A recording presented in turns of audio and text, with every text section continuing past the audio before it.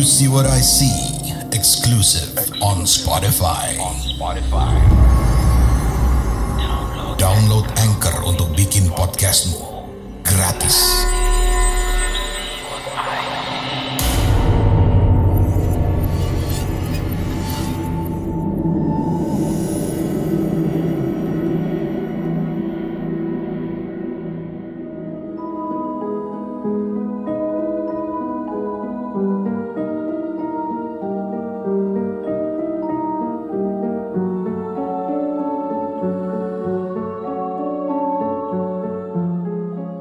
Assalamualaikum warahmatullahi wabarakatuh. Salam sejahtera buat kita semua. Di kesempatan kali ini aku mau berbagi pengalaman mistisku yang kejadiannya di bulan Desember tahun 2023. Karena di bulan Desember biasanya anak-anak sekolah liburan Natal dan Tahun Baru. Jadi kalau di Solo biasanya liburan panjang, gak cuma libur Natal ya. Misalnya liburan kenaikan kelas dimanfaatkan untuk anak laki-laki yang usianya sekitar 10-15 tahun untuk khitanan atau sunatan. Dan di zaman sekarang setiap keluarga besar pasti punya grup WhatsApp. Jadi di grup WhatsApp keluarga besarku itu ada info yang mengatakan kalau anak dari sepupuku yang namanya Tias. Aku cukup dekat dengan Tias karena dulu waktu aku kerja di Semarang 4 tahun, Tias ini ikut sama aku. Dia kuliah. Tias ini punya 2 orang anak. Yang pertama namanya Farel, yang kedua Putra. Nah, Putra ini khitanan. Karena waktu bulan Desember itu lumayan padat schedule, ada beberapa event, terus pesanan hampers juga banyak. Jadi begitu aku tahu kalau putra khitanan, aku nggak bisa langsung jenguk. Jadi jengukku tuh malah setelah 10 hari. Putra udah hampir sembuh. Rumah Tias nggak jauh dari rumahku, sekitar 15 menit di daerah Gawok, deket banget dengan stasiun Gawok. Jadi jalanan di depan rumahnya Tias itu, di seberangnya itu ada rel kereta api. Jadi kalau pas kita lewat barengan sama kereta api yang lewat juga, itu seru banget. Jadi kayak kita tuh balapan sama kereta api. Rumah Tias di tepi jalan raya. Jadi satu pekarangan itu ada 3 rumah. Itu kan rumah warisan dari suaminya Tias yang namanya Joko. Jadi di samping rumahnya Tias ini ada rumah 2 rumah kakak iparnya. Karena rumahnya Tias cukup besar di tepi jalan raya, jadi dia memanfaatkan teras rumahnya itu untuk berjualan. Walaupun kuliah sampai S1, tapi ya ujung-ujungnya sih jualan kayak aku. Kalau siang Tias jualan soto sama masakan Jawa. Katanya sih cukup ramai, alhamdulillah. Hingga akhirnya aku sempetin nengok Putra bersama anakku perempuan. Sampai di rumah Tias sekitar jam 6 sore lebih. Karena itu bulan Desember, jadi hujan udah mulai turun. Begitu sampai rumahnya Tias, itu langsung turun hujan yang cukup lebat. Saat itu aku pakai motor, terus nggak prepare bawa mantel atau jas hujan. Ya untungnya udah sampai rumah Tias, jadi nggak kehujanan. Hujannya cukup lebat dan lama. Di rumah Tias, aku dihidangi beberapa makanan karena Tias kan udah tahu karakterku, jadi dia udah tahu makanan kesukaanku apa. Waktu kita ngobrol bercengkrama itu aku minta tisu sama Tias. Kemudian Tias bilang ambil sendiri aja di ruang tamu. Begitu aku menuju ke ruang tamu, karena ruang tamunya itu kan penuh untuk peralatan jualan ya. Dari ruang tamu itu kan ada jendela kaca yang ditutup dengan tirai gorden, tapi yang saat itu tirai gorden yang tipis, belum yang tebal. Aku ngeliat ada 3 orang yang datang naik motor. 1 perempuan, 1 laki-laki sama anak kecil. Karena Putra baru khitanan, aku pikir itu salah satu tamu yang mau jenguk Putra. Jadi aku langsung panggil Joko, karena saat itu Tias di dapur. Aku bilang, kok Joko kayaknya ada tamu. Joko langsung bergegas ke ruang tamu. Begitu mau buka pintu, 3 orang di luar tadi langsung bilang, kula nuwun badhe nunut ngiyup. Dalam bahasa Indonesia artinya permisi numpang neduh ya. Jadi Joko belum sempat buka pintu, dia bilang, oh nggih monggo-monggo, oh ya silahkan. Kemudian aku setelah ambil tisu sama Joko bergegas lagi di ruang tengah sambil nonton TV, sambil ngobrol. Karena si Putra ini udah sembuh, jadi dia malah sambil mainan PS. Sekitar jam 10 malam hujan akhirnya berhenti, walaupun enggak reda banget, tapi lumayan lah gerimis kecil-kecil. Daripada nanti hujan lebat, akhirnya aku memutuskan untuk pulang. Jadi Tias sama Joko nganterin aku ke depan, kita lewat ruang tamu, karena Putra kan masih asik main PS, dia juga belum sembuh total.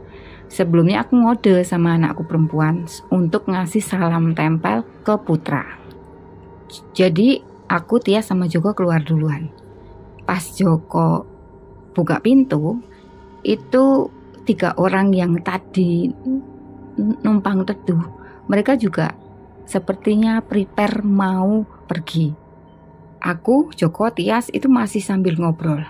Pas kita keluar, itu aku, Tias, Joko itu melihat 3 orang yang numpang teduh tadi itu nengok ke arah kita. Tapi alangkah terkejutnya, karena begitu nengok, mereka tuh bilang matur nuwun nggih atau terima kasih ya.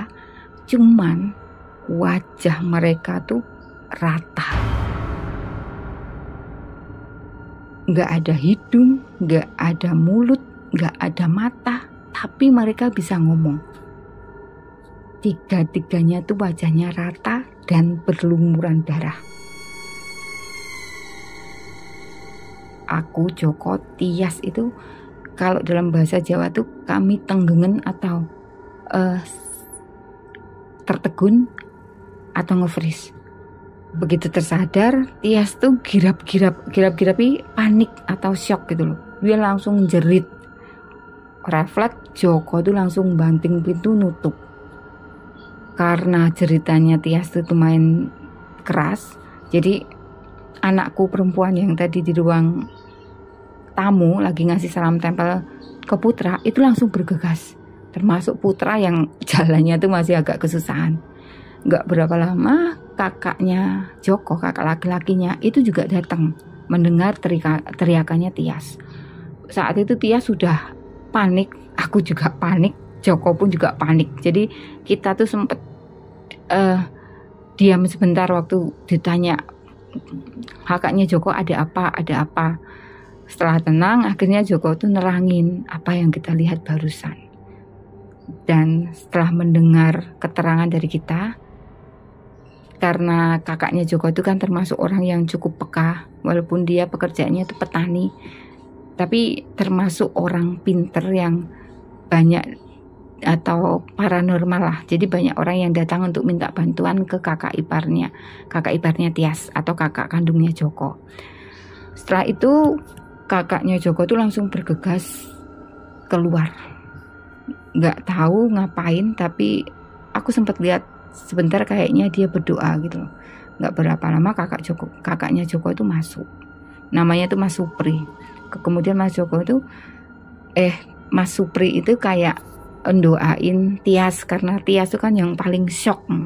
Kalau aku kan ya takut shock, tapi karena aku udah punya beberapa pengalaman horor, ya takut sih, cuman nggak sepanik itu gitu loh.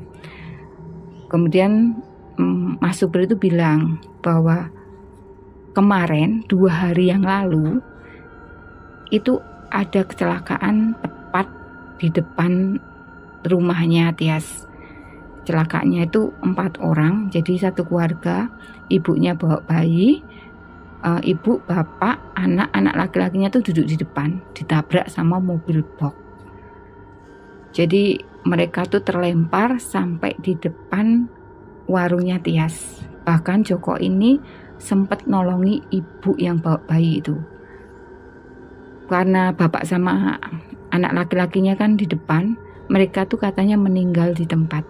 ibunya tuh masih tengkurap menyelamatkan sang bayi. Walaupun lukanya parah, Joko itu langsung membantu terus mengangkat bayinya itu. Dan tapi sayang, ibunya itu meninggal saat dilarikan ke rumah sakit. Innalillahi wa inna ilaihi rajiun. Jadi menurut Mas Supri, ketiga sosok yang datang itu adalah korban kecelakaan. Jadi mereka tuh seperti mau terima kasih sama Joko. Cuman karena ada aku, jadi ya aku bisa lihat juga mereka. Makanya sejak kecelakaan itu warungnya Tias ini tutup 2 hari. Karena katanya tuh darahnya itu masih berceceran di depan. Tapi karena waktu itu aku datang kan udah jam 6 sore, jadi nggak terlihat. Apalagi terus terguyur hujan kan, habis itu hujan. Akhirnya setelah semuanya tenang reda, aku pamitan. Tapi aku minta dianterin sampai di depan rumah. Begitu kita semua ke depan rumah, tapi Tias nggak ikut ya, cuma aku, anakku perempuan, Joko sama kakaknya Joko yang namanya Mas Supri. Begitu kita ke depan itu bau anjir tuh minta ampun. Rasanya tuh aku mau perutku tuh mual, mau muntah, tapi aku tahan. Setelah itu aku buru-buru pulang, naik motor digoncengin anakku. Dan nggak tahu kenapa di perjalanan tuh aku tuh rasanya pengen noleh lagi ke belakang. Padahal tadi udah diwanti-wanti sama Mas Supri kalau pulang nggak usah nengok ke belakang. Tapi ya tetap aja ngeyel. Dan saat aku nengok ke belakang, walaupun dari jauh, aku tuh sempat lihat 3 bayangan atau 3 sosok tadi, ibu, bapak, sama anak, berdiri di tepi jalan tepat di rumahnya, tepat di depan rumahnya Joko. Wah, itu serem banget.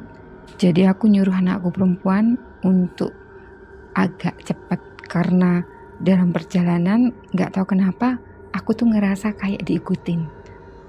Untungnya sesampainya di dekat rumah, aku ngerasa udah nggak diikutin lagi gitu. Alhamdulillah rasanya tuh lega banget.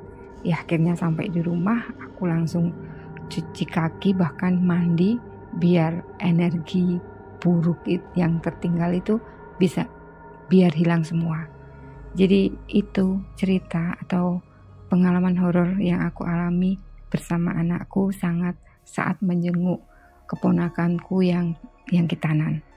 Pokoknya ambil yang baik, buang yang buruk ya. Dan ingat gak ada kuasa yang lebih besar dari kuasa Tuhan. Tetap semangat, tetap jaga kesehatan, dan assalamualaikum warahmatullahi wabarakatuh.